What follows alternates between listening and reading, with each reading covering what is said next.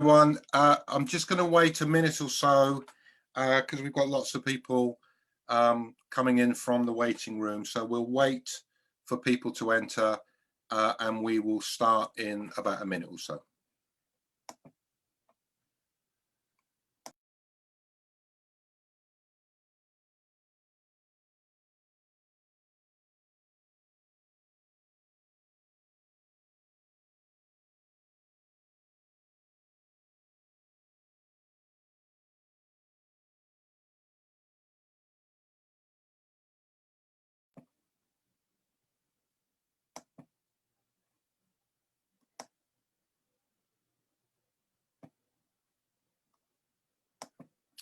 Okay, well, welcome everyone. I'm really delighted to see you all. There are once again several hundred of you registered to attend tonight.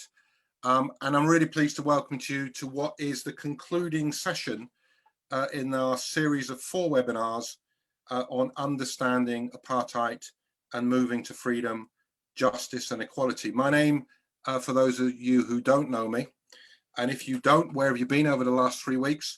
But my name is Ben Jamjoum and I'm the director of the Palestine Solidarity Campaign. A couple of bits of housekeeping before we start. The chat is open to everyone, so if you have any questions, please put them into the chat. We will make a note of them, and what we will do is we will store those up and those will be put to our speakers at the end of the session. People may choose to also put comments or other contributions into the chat. We welcome that, but we do ask that they are ideally focused on the issues that we're addressing tonight. But centrally, it is crucial that all contributions must adhere to our core aims, values and principles, including opposition to all forms of discrimination. And anyone, I remind you, who violates those principles will be removed from the session.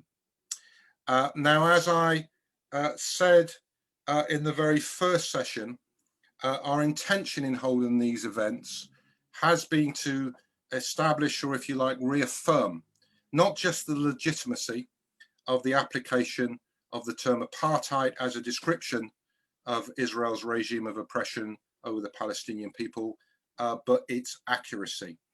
To reaffirm and cement our understanding of the fact that when we use the term apartheid, we don't use it loosely, we don't use it pejoratively as a simple way of expressing our disapproval of some of the inhuman acts perpetrated upon the Palestinian people, such as, for example, maybe when we might refer to the wall as the apartheid wall.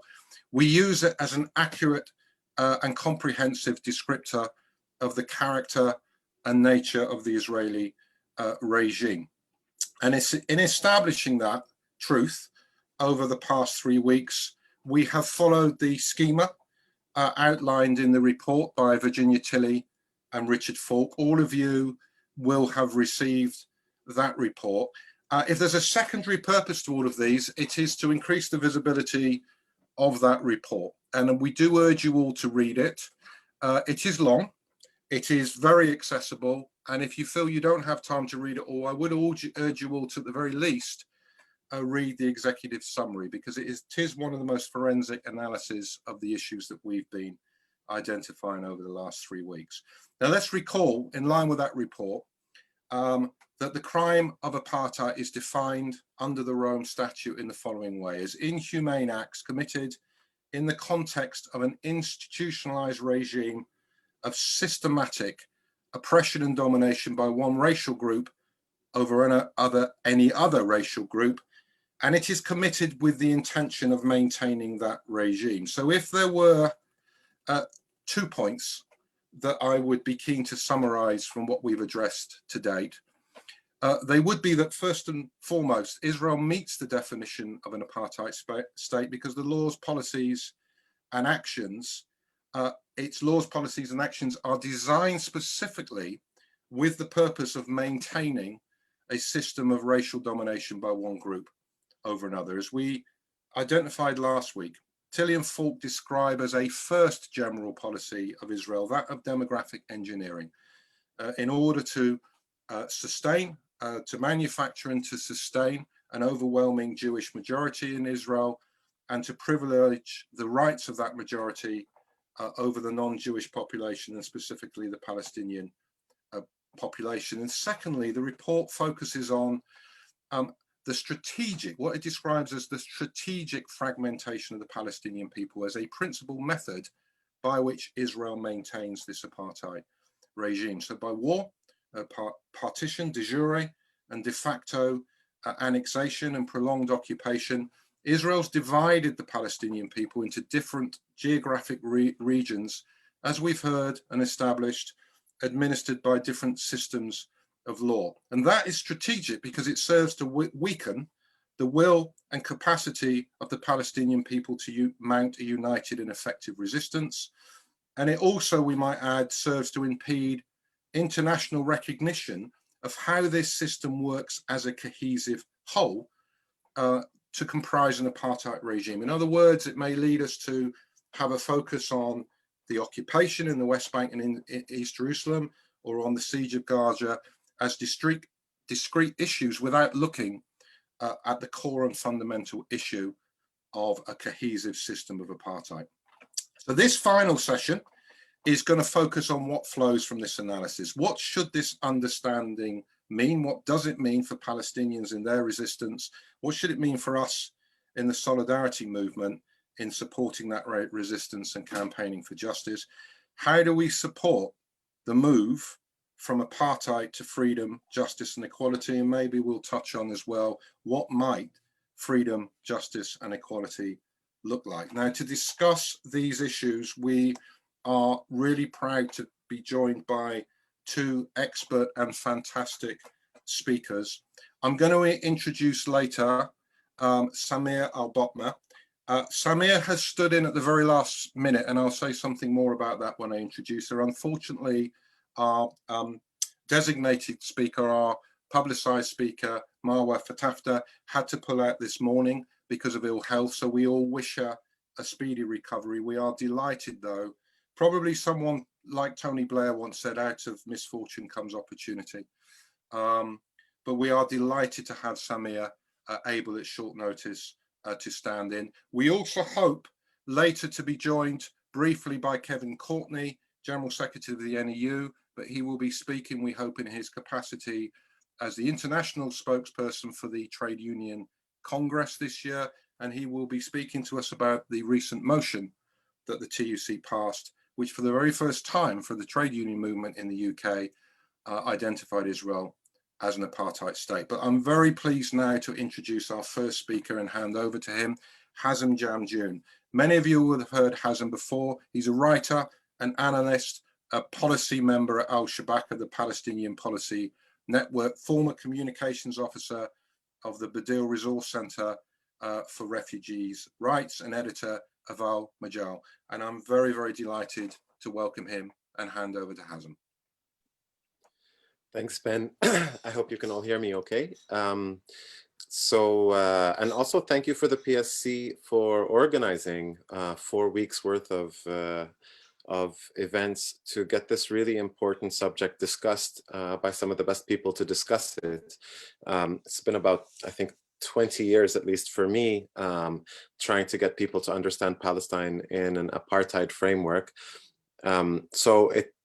I don't know, I hope it doesn't come as too much of a shock when I try to push back also right now and kind of contextualize that. So for most of us, apartheid is something that we intimately associate with South Africa. It's an Afrikaans word. It was the name of the regime given in the late 1940s, starting in 1948, when the National Party won there. That means apartness. And in the 1970s becomes part of the international legal language for the crime that is committed when you create and try to maintain a regime of systematic and institutionalized discrimination by one group against another group or several groups. And what I want to do initially is just kind of start to break apart law and politics. They're, of course, very much connected, especially when we talk about international law and international politics. But I want us to keep in mind that even when we adopt a framework of understanding Israel as an apartheid regime and as a state that commits the crime of apartheid, we can't let that kind of obscure other ways of understanding what's happening in Israel, both legally, but also politically and socially and on a human level. Because I think all of that needs to inform our political work, whether we think of it as solidarity activism, or as hopefully by the end of my talk, I will try to push for us to think of ourselves all as participants in all of the kind of movements for social and political and economic justice that in some way touch upon our lives or our lives touch upon them. So you've heard for 3 weeks about Palestinians' experiences and very different experiences, whether you're a Palestinian in certain parts of the West Bank or Jerusalem, Gaza Strip, 48 Palestine, or refugees. Every single one of these can entail a very different set of experiences of what Israeli apartheid means. And in fact, one of the reasons why we have been pushing people to kind of take seriously this notion of apartheid as one of the frameworks for understanding Israel is that it's one of the very few frameworks that enable us to look at Palestinians as a whole and counteract one of the main effects of Israeli actions against Palestinians, which is this effect of fragmenting us. And Samia will probably speak more about the effects of fragmentation, but I wanted to speak from the angle of apartheid. Apartheid allows us, and this is something that was very disturbing with the initial analyses of Israeli apartheid, which focused only on the West Bank or only on 48 Palestine, was that perpetuated the fragmentation of Palestinians, when the whole point, or one of the key points that we wanted to push with inviting people to understand Israel through this framework, was to reunite Palestinians in a kind of conceptual framework. Now, this conceptual framework is also a legal framework, and so you'll see from the Tilly report and also any other reading that you do on apartheid, that a state that commits the crime of apartheid, this actually creates obligations on all other states, civil society institutions, and to some extent even individuals, to do everything in their power to stop this crime from being committed. So that statute that Ben read out is from the Rome Statute, and it's the part of the Rome Statute that defines crimes against humanity. And that same statute creates a basically very hard law that says that if a state is found guilty of committing a crime against humanity, this creates an obligation, a duty. It's not an optional thing. It's a duty on all states and on civil society actors, again, to do everything in their power to stop that crime from being committed. And so we're on very firm ground now, hopefully having been through the sessions of the last 3 weeks, plus all of your own kind of experiences and building up your knowledge of how Israel commits the crime of apartheid as a crime against humanity. We're on very strong ground in demanding types of actions that are in line with things like boycott, divestments, and sanctions, for example, because it is incumbent on all institutions and states to stop any kind of relations or trade or support or aid with a state entity or any part thereof that's part of the commission of this crime against humanity. Now, in addition to apartheid, I want to remind us that there are other things that Israel is guilty of that we need to keep either in the back or the front of our minds. Palestinians in the West Bank, Gaza, and also more broadly will generally talk about Israel as al-ihtilal, the occupation. And I think there's kind of two ways to approach this concept of occupation. Unfortunately, since the 1970s at least, the word ihtilal or occupation has been used as part of a conversation that's premised on the notion of partition. And so the idea of ending the occupation becomes ending the occupation of the West Bank and Gaza, and thereby kind of adopting the notion of partitioning Palestine as a solution. Hopefully through the last 3 weeks and your other activism, and I'm happy to come back to this in the discussion, we should have a pretty clear consensus that partition is a disaster. Anything that masquerades as a solution in Palestine that is premised on partition is completely oblivious to the fact that partition is extremely harmful to Palestinians. It's that very fragmentation that we've been talking about. It keeps us divided, and it also doesn't solve the fundamental issues. It doesn't address things like Palestinian refugees' right of return, which is at the heart of the struggle and has been for over 70 years. It doesn't address things like the status of Jerusalem. It doesn't address things like settlements in the West Bank. And so even though we reject partition, we should still remember that this is a case of military occupation. And though occupation, and this may come as a surprise to some, is not illegal under international law, prolonged occupation is. And it's also important for us to remember that for Palestinians, when we say ihtilal, when we talk about occupation, historically what we actually mean is the occupation of the entirety of the mandate territory of Palestine. Let's not forget that 1948 was a military affair. It was a case where Zionist militia used violence to forcibly expel the indigenous population from our homeland. And so the word ihtilal and occupation came into currency and became part of how we understood our plight, but also our struggle, was as a military occupation struggle to end this colonial occupation of Palestine that began in 1948. And in many ways actually began with the British military occupation of Palestine in the early 1920s.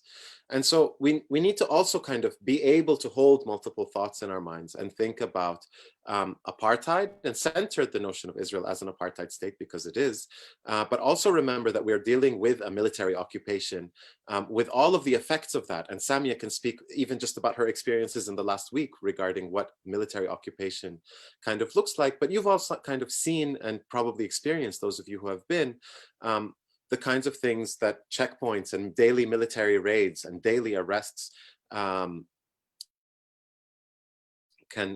look like, and what kind of effect that has on a population, the majority of whom have actually been through the Israeli military jail and carceral system. The third concept I want to kind of reintroduce us to is the concept of colonialism and settler colonialism. And for me, this is the ultimate, this is really the kind of ultimate framework that we need to kind of keep in mind. Palestine is a case of an anti-colonial movement. And I think this is where we can bring back the politics and remember that this is a political struggle. It's not like a court is going to sit and say, okay, we've made a verdict, Israel is an apartheid state, and that's going to somehow solve all of our problems and guarantee the rights of Palestinians. And I will also remind you that colonialism is not a crime under international law. And here, what I want to stress is that international law is not inherently this progressive liberatory thing. International law is effectively an international consensus of the existing states, of the existing state system. And so you're not, and remember who that state system is ultimately led by is the UN Security Council, which is the global, effectively imperial powers. It's the powers that are centrally engaged in colonialism. And so they're not exactly going to legislate anti-colonial legislation. Right? It's because post-World War II, we have had social movements and the global South has entered into the scene that we have such things as human rights regimes, and we have such things as, you know, a ban on apartheid and consideration of apartheid as a crime against humanity. However, we need to remember that Israel is a settler colonial state. And so other settler colonial states have a vested interest in maintaining Israel in the shape that it's in and not challenging it. And so we're not going to find from the United States or New Zealand or Australia or Canada the kind of support for the anti-colonial movement that we have been trying to build and have built over the past decades. The solution is going to have to kind of come from the people, and it's going to have to come from people globally. And this is sort of where I'm going to end, because I'm sure I'm coming near the end of my time, which is that any kind of liberatory solution in Palestine is going to have to be based on the framework of internationalism and intersectionality. The only way that we're going to win any of our struggles, whether it's in the UK, or in North America with kind of the movement in defense of Black lives, or elsewhere, is through a recognition that the state systems are all being hijacked by this huge and extremely dangerous resurgence of global fascism. And that and this we see not just in North America, but we see across Europe, Asia, Africa, and Latin America. And though we may be very happy that Evo Morales and the kind of progressive indigenous views have once again come back to power after a really bloody coup in Bolivia, the grand majority of states have indeed been hijacked by a kind of populist fascism that's completely xenophobic and racist. Few things to highlight here is that they're taking their cue from Israel, the toolbox for populist global fascism, and specifically the toolbox on how to deal with, how to basically legislate apartheid into your laws, how to police apartheid, walls, biometrics, and creating that infrastructure that enables this kind of apartheid to go through. Israel is seen as the kind of industry leader. Israel, other than blood diamonds, Israel's main exports are in this sector, the sector of military and research and border control. And it's not a surprise at all that we see the populist fascists in the United States saying things like, explicitly, we see Israel as the model for an identitarian state. These are the new words for fascism now, identitarian and make X great again. And so Israel has become the model. This model is being exported. In terms of legitimacy, whenever states that are committing these kinds of practices are challenged, they respond, well, Israel does it, so it must be therefore be legal. We want to do it as well. And we find that other states that also have highly discriminatory systems, like Bahrain and the United Arab Emirates, have also made common cause with Israel. We are now entering a phase of the struggle in which Arab states themselves have explicitly allied themselves with Israel, see Israel as the main gendarmerie in the region and military force that can defend their interests, whether it's shipping interests or otherwise, in the region, in the seaways, against this kind of looming threat of Iran, and have built a new kind of cold and warming up war, where we have these reactionary regimes allying themselves with the reactionary regimes of the United States and Israel to create common cause. And so, yes, we must maintain pressure on our states and on the level of state level, but we need to build our movements. And we need to, and here I will kind of end, we need to no longer think of ourselves and position ourselves as people who are external to the struggle in Palestine, the struggle against apartheid and settler colonialism and for freedom and return in Palestine, and in solidarity with, but as part and parcel and core to that struggle. Every victory that Israel scores against the Palestinian people is a defeat for all of us, for everybody who does not want to live under fascism. And as the spearhead of fascism, any blow we can direct towards the apartheid and settler colonial regime of Israel is a blow that's a victory against global fascism. And the sooner we begin to organize on that basis and begin to understand ourselves on that basis, the sooner we can start to kind of achieve proper victories in holding Israel to account and pushing back and stemming the tide, both of Israeli apartheid and of global fascism. Thank you. Hazem, thank you so much. And some really important points there, and not least in the reminder to us all of our need to locate our campaigning within broader movements for justice, within anti-colonial movements, within a global anti-racist movement, and a reminder of the important fact that there is no coherent anti-racist struggle that does not have the struggle against Israeli apartheid as part of its core. So there's a lot, I think, that will hopefully generate some questions at the end, but I want to leave as much time for that as possible. So I want to move straight on and introduce our second speaker. I feel compelled to share this with you because she's been a superstar today. Samia got a call from me mid-afternoon saying, we've lost a speaker, would you be available? Her response was, I'm out collecting the olive harvest, but I can be with you in a couple of hours. We're delighted that she's here. Many of you will have heard Samia before, speaking a year or so ago at our trade union conference and other venues. She's an assistant professor in economics and researcher at the Center for Development Studies at Birzeit University. We're delighted to have her with us. Samia. Hello, good evening, everyone. Indeed, I was olive picking today, and hopefully, I mean, this season has been dried up from helpers. We usually get much help from international solidarity movements, and the reason is not Israel for a change, it's the travel restrictions, but hopefully next year. I'm glad actually to be speaking to you because lately there has been a really very strong shift in Israel's apartheid colonial policies. It's very subtle. It's not very much reported on the news. It's not very clear, but the shift is very intense. And this shift basically involves heightening of Israel's apartheid regime as well as its colonial policies in general.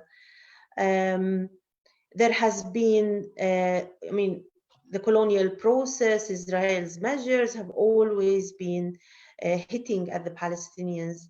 But since about the beginning of this year, I think it's also because of the American administration's support for the Israeli government, Israel's viciousness has been grave.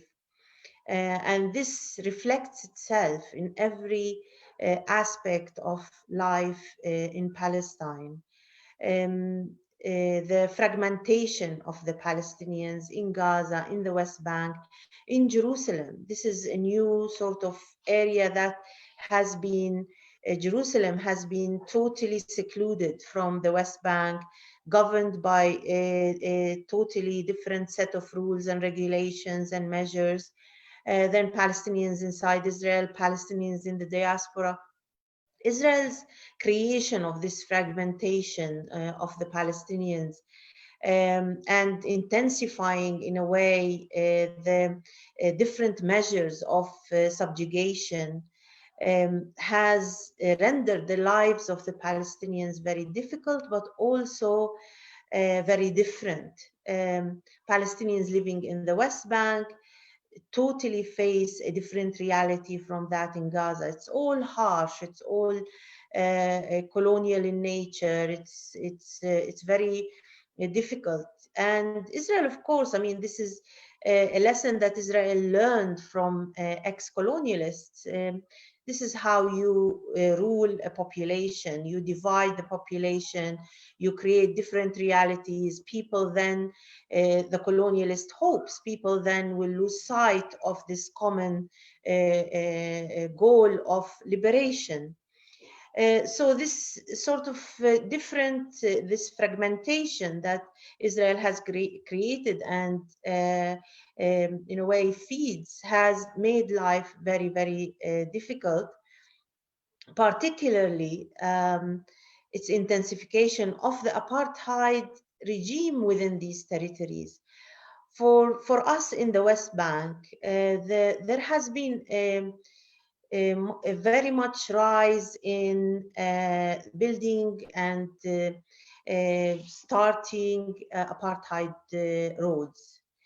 You can see that visibly around Palestinian areas. So Israel is confiscating land to build these apartheid roads. And these apartheid roads are basically roads that are totally reserved, totally exclusively for the use of settlers and Israelis. So if a Palestinian is found on these roads, they're either arrested or fined and there has been a very much a rise in land confiscation for building of these roads over the past year, maybe more than the past 20 years put together. The same with house demolitions in Jerusalem. House demolitions in Jerusalem happen on daily basis. These have been happening, these have been taking place for years. But the fact that the intensification of these house demolitions and the non-reporting of what's happening on the ground is new. They're very, very muted. These reports are very minimized, are not highlighted. They're really carrying on with the annexation. Israel is carrying on with the annexation without having to actually defend itself internationally with regards to its plans. Displacement of entire villages in the south of Hebron, in the Jordan Valley, where Israel uses training sites. So it comes next to a village or near a village and designates that village as a training site. And training site means that they're going to throw bombs and shoot, you know, it's a training site. And these acts on the part of Israel have intensified in the past year. It's become very, very, very worrying, very problematic. And what's problematic about it is the very little reporting that's happening around this intensification of apartheid and colonialism. Now, add to this the latest deal with the Arabs. The latest deals with the Arabs, be it in Bahrain, United Arab Emirates, whereby Israel is getting the Arabs to endorse its policies. The Arabs are saying, you know, let's overstep the Palestinians and build relations with Israel. And of course, I mean, we understand as Palestinians that these are the governments, not the Arab people, because we do have experiences from before, from Egypt, from Jordan, where peace treaties were signed, and that didn't really change anything in as far as the actual relation with Israel. The Arab people, be it in United Arab Emirates or Bahrain, or there is talk about Sudan coming next with a deal with Israel. We know that the people will act differently, and people understand that Israel is a colonial state and Israel is an apartheid regime, and they will take a stance accordingly. Yet brushing over the Palestinian cause by the Arab governments is worrying and is problematic, and that has to come into the equation of resistance in terms of how we can activate resistance within to Israel within the Arab world. So reality on the ground has been, I mean, with the olive picking season, this is like the simplest example, especially in the north, in the Nablus area, Jenin, Tulkarem. People end up in their fields going in the morning to find all their trees either burnt or cut, or they can't get to their fields. And you know, the olive season here, it's people's livelihoods. And in a way, if you cannot sustain yourself, it's slow death. And that's what settlers are doing. So settlers come into a field, they pick the olives, and then they destroy the field and move out. And if a family happens to know about that, run to their field, the army comes and helps the settlers withdraw. So in a way, people's lives have become terrible. In the past year, the colonialism has taken has been set at a new level in terms of its bluntness. The Israelis feel the support of the American government and cannot really and do not care about whoever says anything. And what's really funny is we get a lot of the diplomats, especially from Europe. Say, for example, a certain village was displaced, especially in the south of Hebron or the Jordan Valley, and the Palestinians have protests. There is a protest activities that are planned, and then we have diplomats from the various European governments coming to join the protests. But in a way, I mean, that's funny. You do not need to come and join the protests. I mean, you should take action towards Israel, because you have we do not have the same level of power, and hence we do protest on the ground. But you do have mechanisms, you do have tools, you do have to pressure Israel to put an end to this, to its colonial measures. So we get the EU representatives, various European diplomats coming to these activities, and it's really puzzling. I mean, if you see that Israel is in violation of international law, then your government, the government that you represent here on the ground, should take action, should sever links with Israel, apply sanctions. I mean, there are. And I think this brings me to what can be done about Israel's intensification of its apartheid and colonial policies. I think it's important to inform.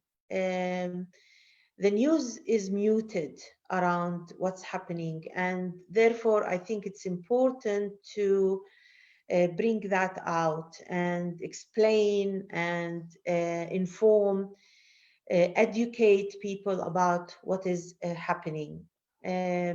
Israel's bluntness in terms of its apartheid measures, the number of people it arrests every single night, the number of houses it demolishes are unprecedented. All of these and what's happening on the ground, the manner with which Israel oversteps international law, international humanitarian law, all forms of agreements is beyond imagination. So I feel there is a need to actually inform ourselves and others of what is happening. There is also a need to intensify BDS activities, be it on the local level, cultural, economic, academic, or joining international campaigns. BDS is the measure that Israel dreads the most, and for us, that tells us that it is an effective measure. Applying pressure on Israel from Europe, from Latin America, from Africa is something that makes a difference and enables each and every one of us to play an active role in resisting Israel's colonialism and apartheid. The fact that we take and implement and activate local campaigns in Scotland, for example, that actually join campaigns in Australia and Latin America has been proven to make a difference to our lives. So intensifying and working very hard on BDS is very important. Also, the fact that mainstreaming BDS is important. Working more in this area will not allow governments or international organizations after the Palestinians to criminalize resistance activities. So the fact that there are so many BDS activities will not allow or not leave the space open for those trying to criminalize BDS easily. So the answer actually to criminalizing BDS is to intensify activities, BDS activities. And no one can criminalize entire populations. That's unheard of. But you can go after individuals. In terms of reaching out to the Arab world, I mean, here as BDS activists, we have been trying to build activities with the Arab world. And of course, I mean, the Arab people are very, very supportive and very forthcoming. And they have been trying to build campaigns and activate their resistance to Israel from within Arab countries, especially in North Africa, also in Egypt, in the various Arab countries. But that's given Israel's deals with Arab governments, it's important to even work harder on that.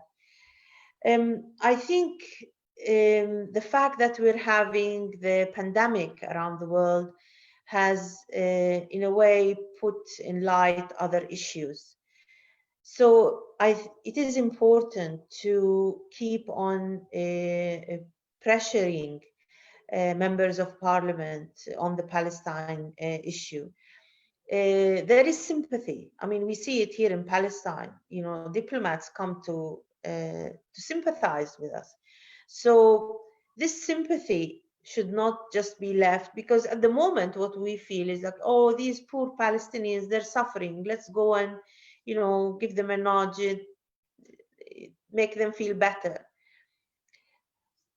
That's actually humiliating. What we need is a political stance that actually holds Israel accountable for its actions. And any European government has so multi-layered links with Israel that it can choose one and just work on it. And that can make a difference to the reality on the ground, but also the future of our struggle towards liberation. So that's basically, in a way, what I wanted to say in terms of what can be done regarding activating our collective struggle against Israel's colonialism and apartheid. But I just want to emphasize the last point regarding trade unions. Trade unions are an important and significant civil society organizations that have had a long stance in solidarity with the Palestinians all around the world. And for us, it's important to keep on working with trade unions to highlight the Palestinian issue, but also apply pressure on Israel.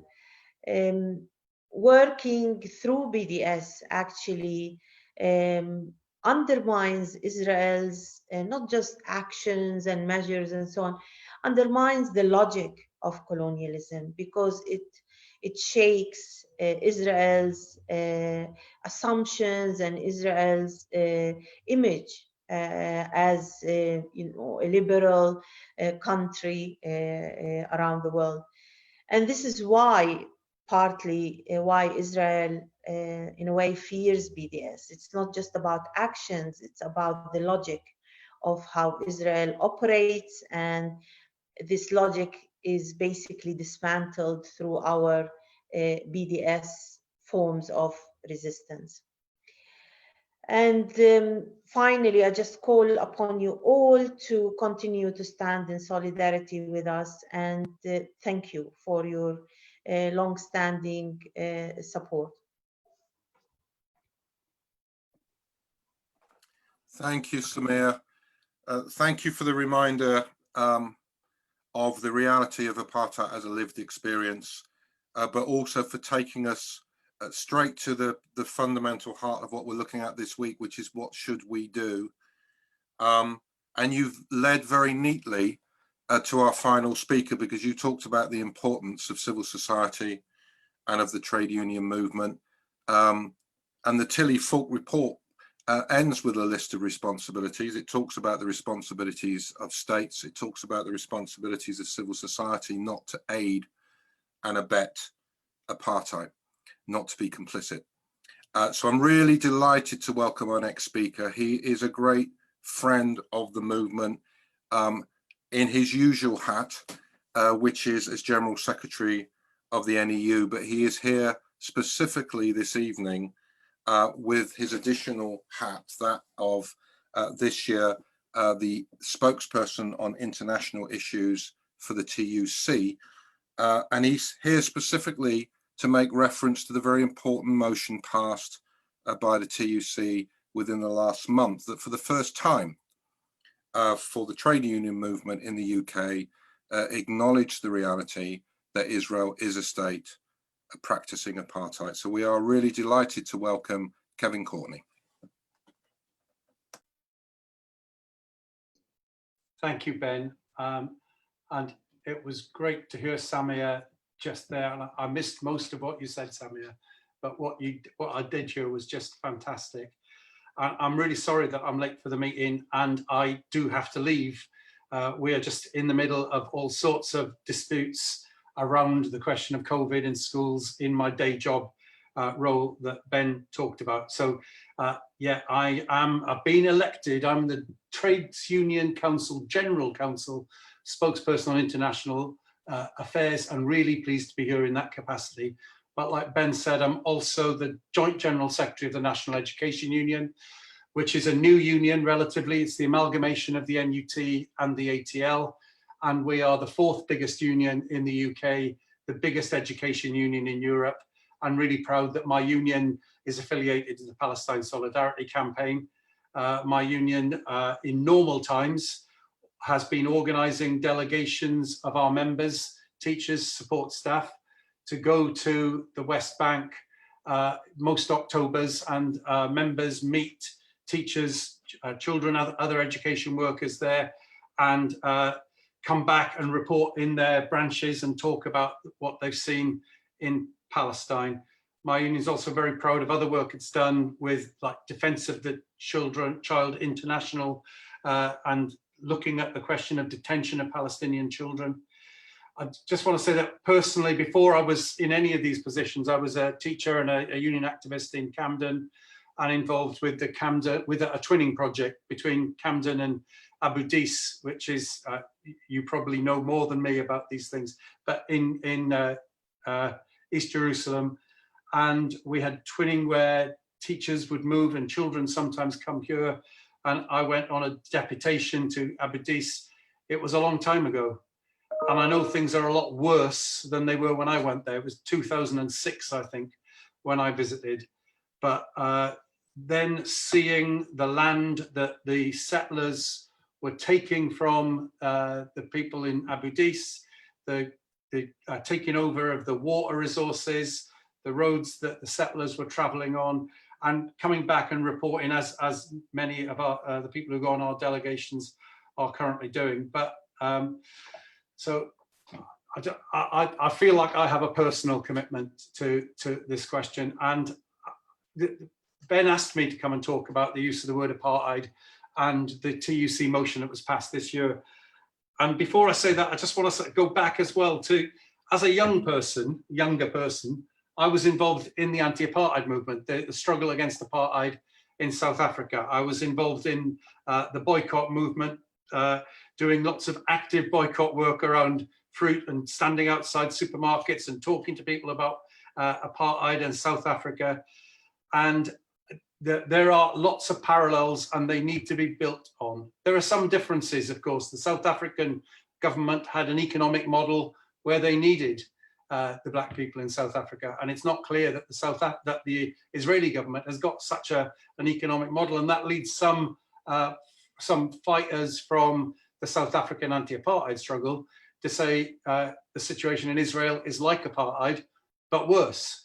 So, you know, I think that's the use of the word apartheid doesn't mean it's exactly the same, but the use of the word apartheid is really relevant. And as Ben said, obviously the The TUC this year was conducted in strange circumstances. So the debate around these motions wasn't quite as, it wasn't by people in the room, and some of these debates happened just in the General Council. But I proposed the motion at the General Council.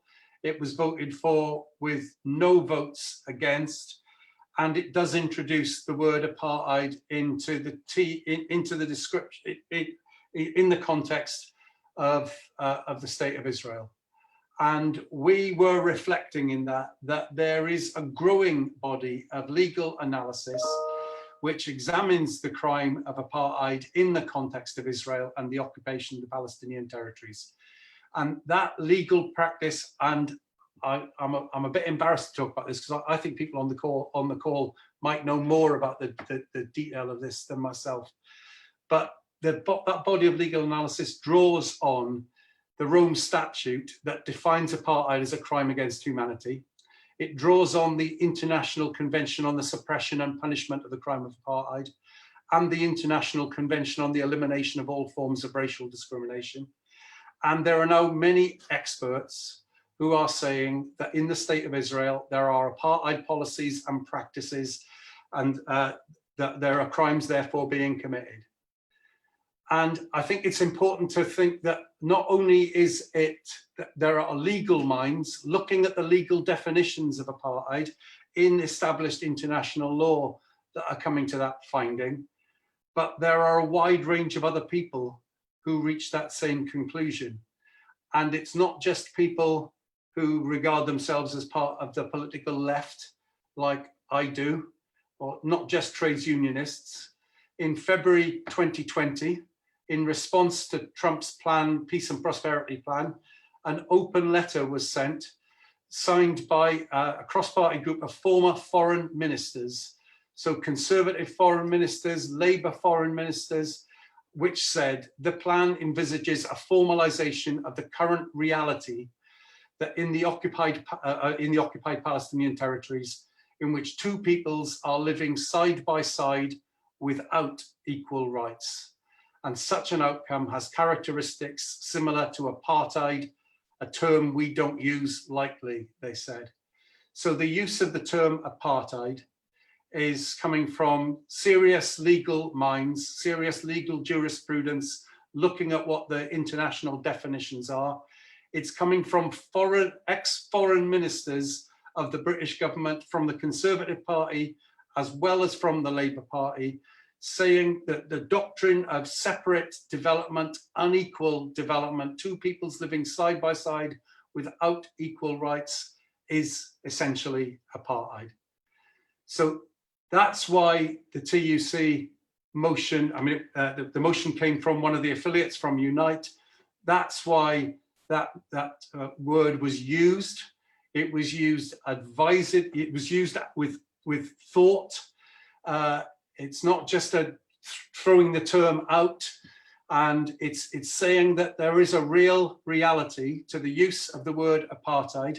It's not exactly the same situation as South Africa, partly for the reason that I talked about. It might be worse if the Israeli government doesn't want the Palestinian people for economic reasons. Then there can be, there are differences. But the use of the word apartheid is justified by legal jurisprudence, by these former foreign ministers, and that brings consequences. A crime like this needs people to resist it. So the motion also talked about forms of resistance. And the TUC Congress has, for a long time, it has policy in support of peace. The policy of the TUC, not everyone on the call will agree with this, but the policy of the TUC is in support of a two-state solution. But how do you get to a two-state solution from the place we're in? But the policy of the TUC currently is for a two-state solution based on security for Israel and Palestine both, and in accordance with UN solutions and UN resolutions. But we're also saying that the TUC and British trades unions, UK trade unions have consistently supported the voice of Palestinian civil society in demanding that the International Committee must take effective measures to stop the illegal annexation, the ongoing infringements on human rights in the Palestinian territories. You cannot be in a situation where legal minds are saying this is apartheid, where foreign ministers of different parties are saying this is apartheid, and not draw conclusions that action needs to be taken on the basis that there is a crime of apartheid. Action needs to be taken and it needs to be effective to stop the illegal annexation, to stop the ongoing infringements.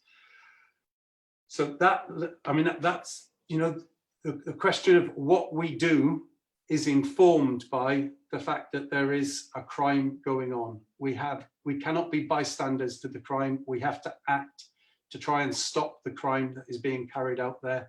And I know that my union wants to, that all the unions of the TUC want to carry on working with the Palestine Solidarity Campaign in how we develop actions that are effective in mobilizing our members, in mobilizing British public opinion, but in mobilizing for effective measures that make a difference. We want to speak out with our voices to support the Palestinians, but we want our government, we want companies, we want others to take effective action to make a real difference. Words are not enough, actions are what is needed in this situation.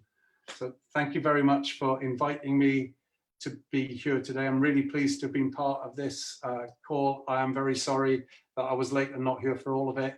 I'm sorry that I'm going to have to go to another meeting fairly immediately. So thank you very much for the invitation. Thank you, Kevin. Thank you for being here. And we thank you also for the work of the NEU, but for the role you're playing at the moment in the TUC. And PSC will continue the work that we do with our trade union partners. All the major trade unions affiliated to PSC is crucial to what we do.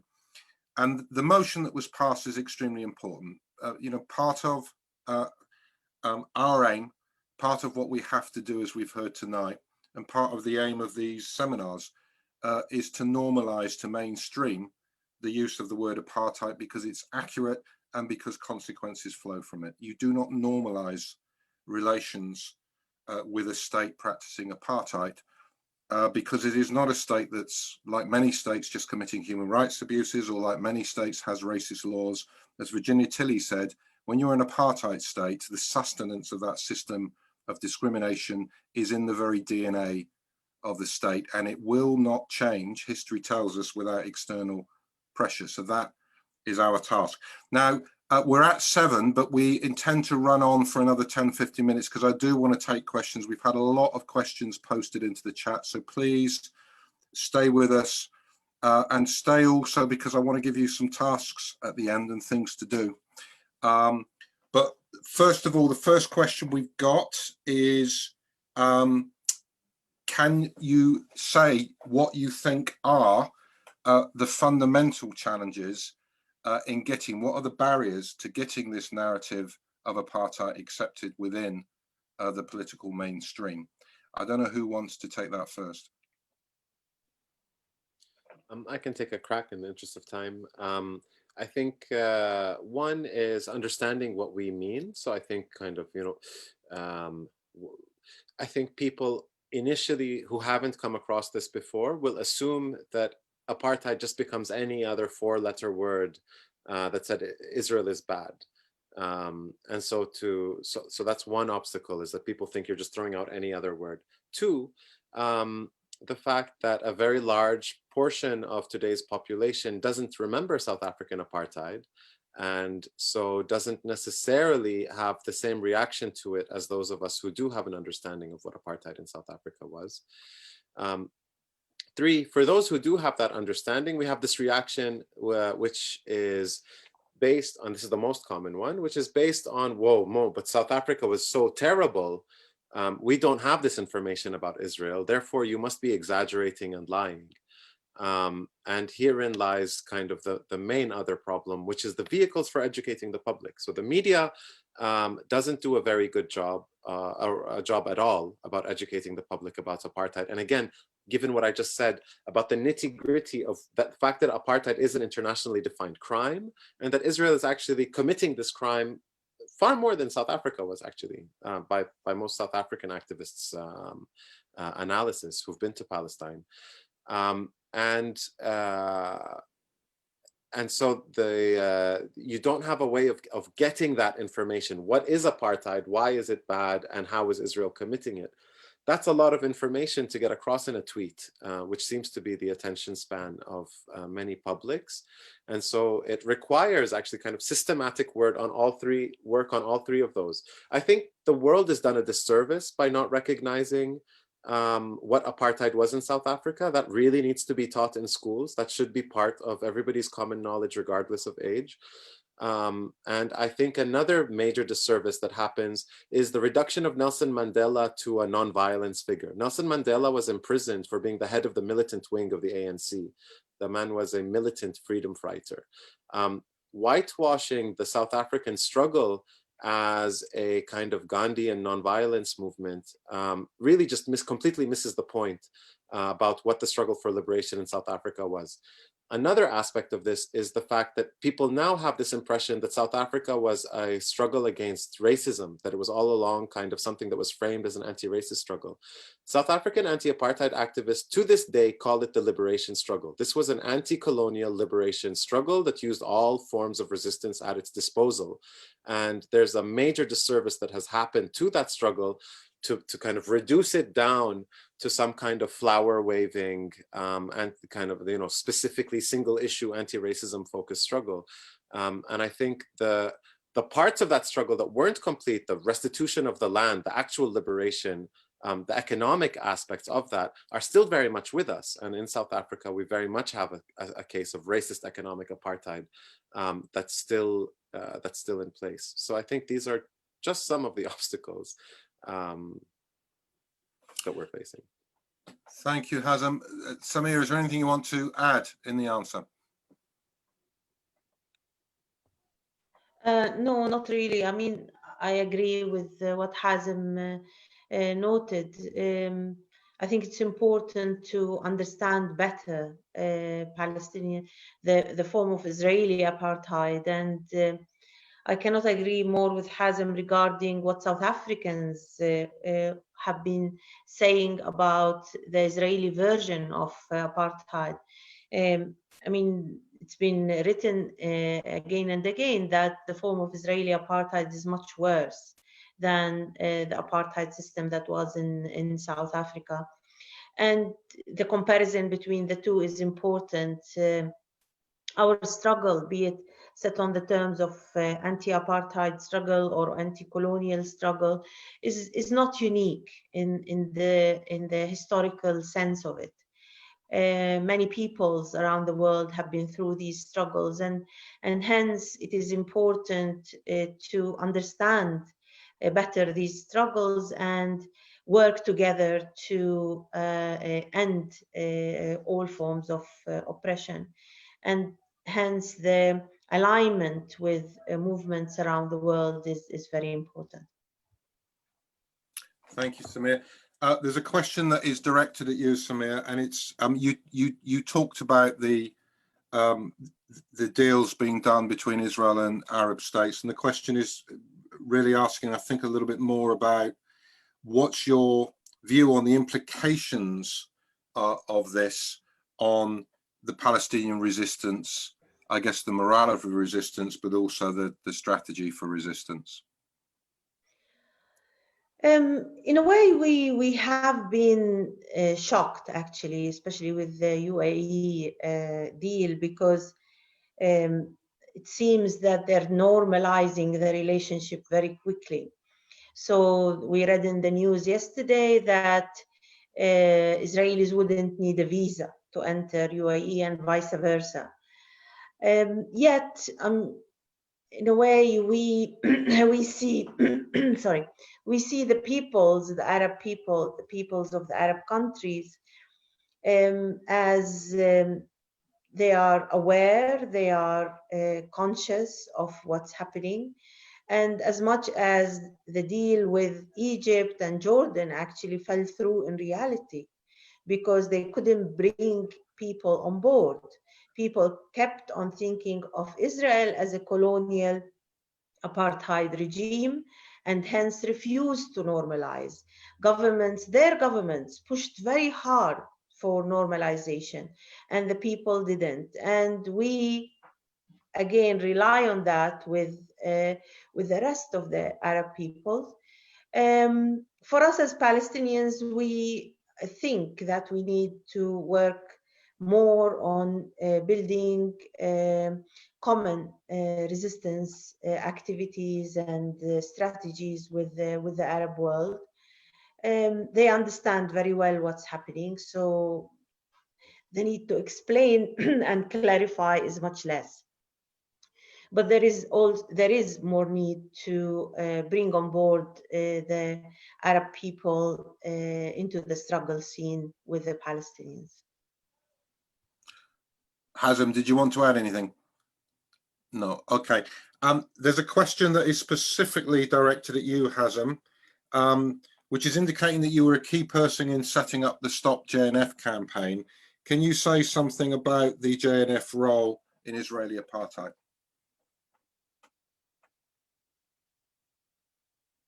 Sorry, I was muted. Yeah, I mean, that we could do a whole other session on that, but kind of very briefly. After the World Zionist Organization really consolidated in 1897, the first institution that they really created was the Jewish National Fund, or in Hebrew, the Keren Kayemet LeIsrael, which translates literally as the Israeli National Fund, or the Israel National Fund. So if we think of the Zionist project as maximum land, with maximum legally defined as Jewish population, with the minimum number of Palestinians, we can see that this is a struggle about land and demographics. The two main institutions that carried this out were the Jewish National Fund in terms of land, and the Jewish Agency in terms of the demographic war, and of course the military in terms of getting rid of the indigenous population.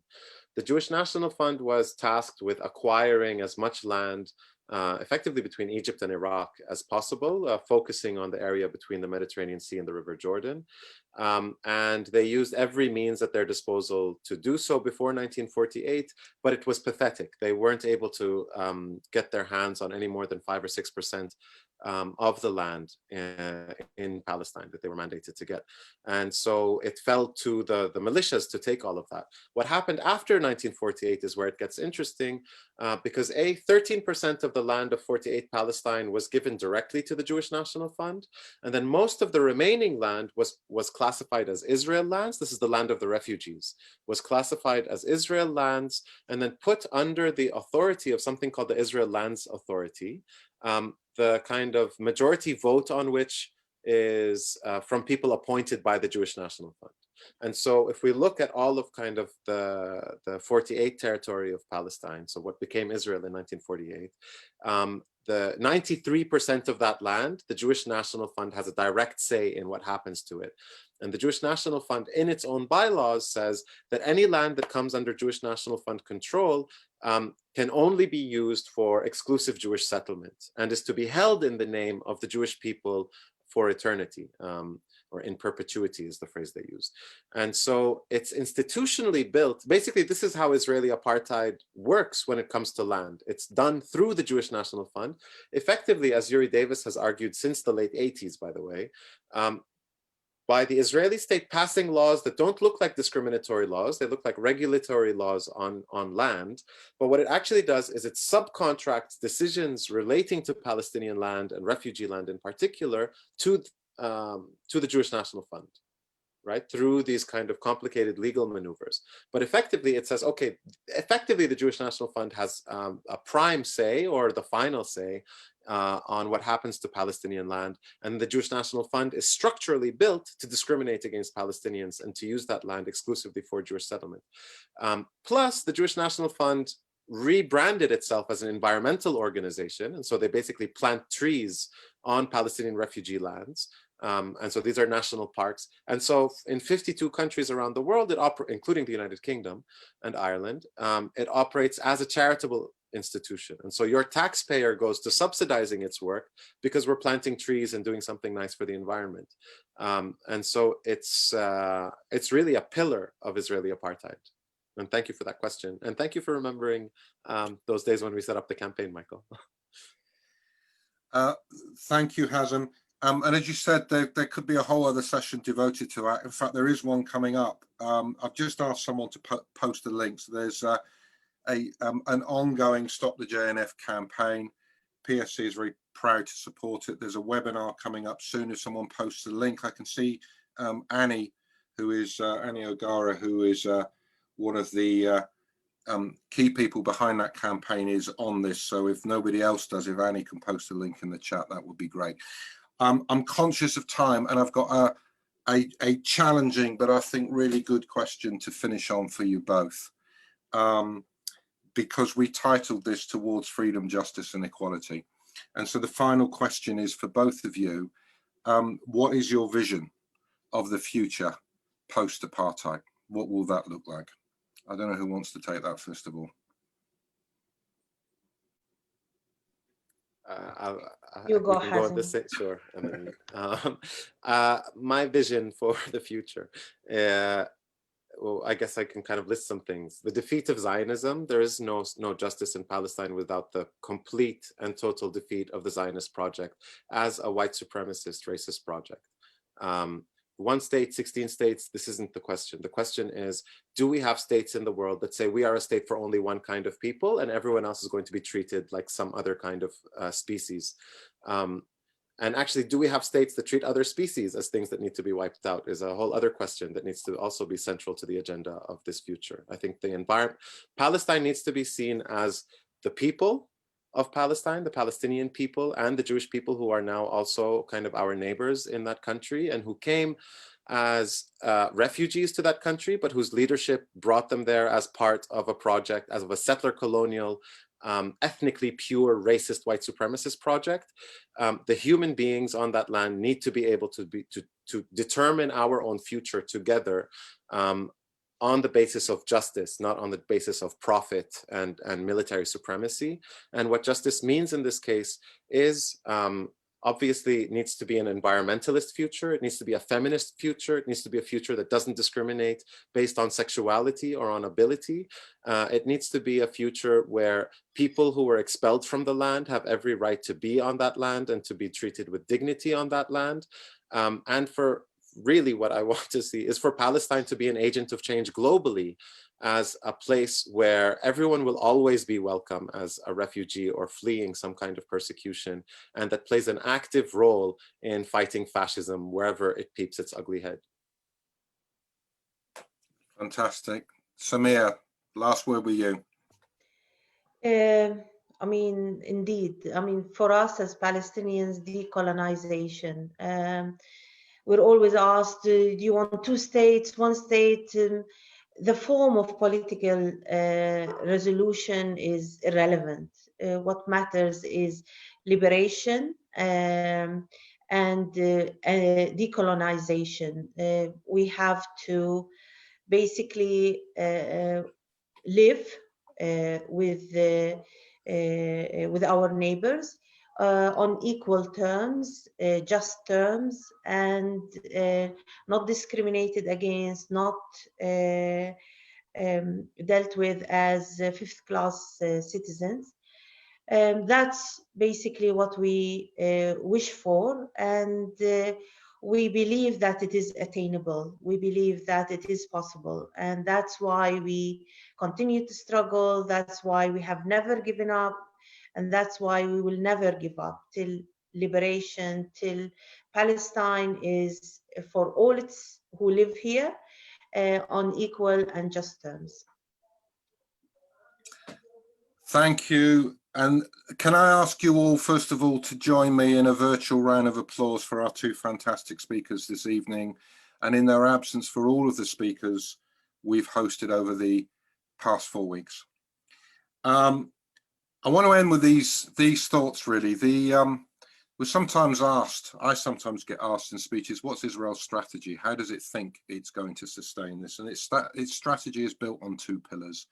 One, its view of the inevitability of Palestinian surrender, that Palestinians will simply accept their fate and become the Native Americans of the Middle East. And that spirit of resistance of the Palestinian people will not be broken. If we needed evidence of that, we've had it over the past 4 weeks, where with the exception of Kevin, we've heard from 8 brilliant Palestinian speakers with all of their politics grounded in anti-racist rights analysis, but a continuing spirit of resistance. The second pillar is that the world will turn away and allow Israel to carry on establishing and maintaining its version of 21st century apartheid, and that is our responsibility. The Tilly Falk report ends with a list of responsibilities that flow from apartheid. They belong to states, they belong to civil society, they belong to private actors, they are legal responsibilities, they are moral responsibilities. So for those of you on this call who've come along and are not members of PSC, join us. And join us as we take our campaigns forward that address all of those areas. On December the 2nd, we're going to Parliament, a virtual lobby of Parliament, where we are calling for MPs to take action to enforce sanctions to stop annexation and end apartheid. We have campaigns that are directed at civil society, calling on local government pension schemes to divest from complicit companies.